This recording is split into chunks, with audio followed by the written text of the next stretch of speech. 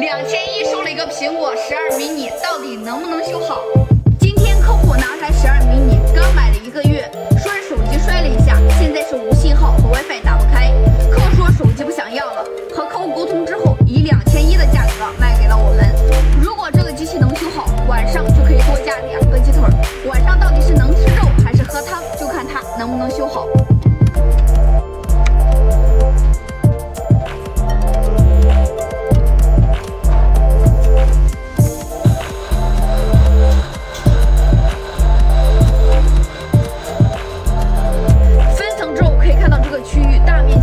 至少掉了有50个点左右，接下来开始进行浮点修。